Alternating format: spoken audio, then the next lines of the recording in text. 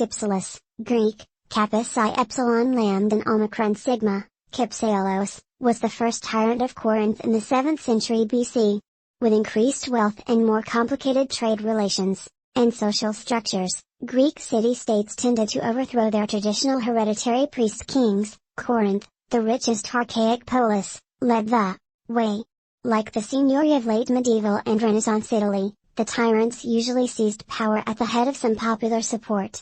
Often the tyrants upheld existing laws and customs and were highly conservative as to cult practices, thus maintaining stability with little risk to their own personal security.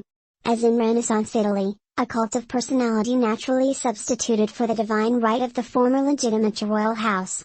After the last traditional king of Corinth, Delestes, was assassinated by Arius in Parantis, there were no more kings, instead prytanes taken from the former royal house of the Bacchiadae ruled for a single year each.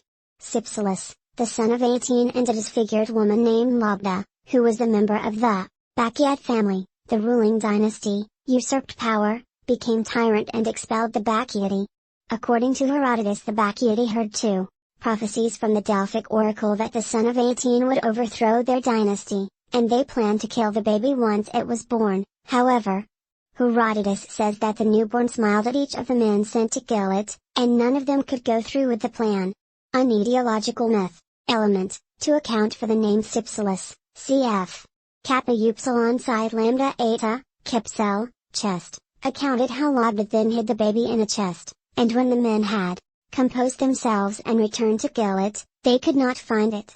Compare the infancy of Perseus, the cedar chest of Cypselus, richly worked with mythological narratives and adorned with ivory and gold, was a votive offering at Olympia, where Pausanias gave it a detailed description in his 2nd century AD travel guide. When Cypselus had grown up, he fulfilled the prophecy. Corinth had been involved in wars with Argos and Corcyra, and the Corinthians were unhappy with their rulers. At the time, around 657 BC, Cypselus was Philomarch, the archon in charge of the military, and he used his influence with the soldiery to expel the Bacchiadae. He also expelled his other enemies, but allowed them to set up colonies in northwestern Greece. He also increased trade with the colonies in Italy and Sicily. He ruled for 30 years and in 627 BC was succeeded as tyrant by his son Periander, who was considered one of the 7 sages of Greece. The treasury Cypselus built at Delphi was apparently still standing in the time of Herodotus. Cypselus' second son Gorgas became tyrant of the Corinthian colony Ambracia, followed after his death by his son Periander of Ambracia. Another known Cypselid from Ambracia was named Arpinus, whose wife later married Basistratus of Athens. While some consider him a tyrant as well, the sources aren't definite about that, and there is no reason to believe Ambracia had any Cypselid tyrants other than the aforementioned two. Cypselus' other grandson by Gorgas was Psammetish, who followed the sage Periander as the last tyrant of Corinth.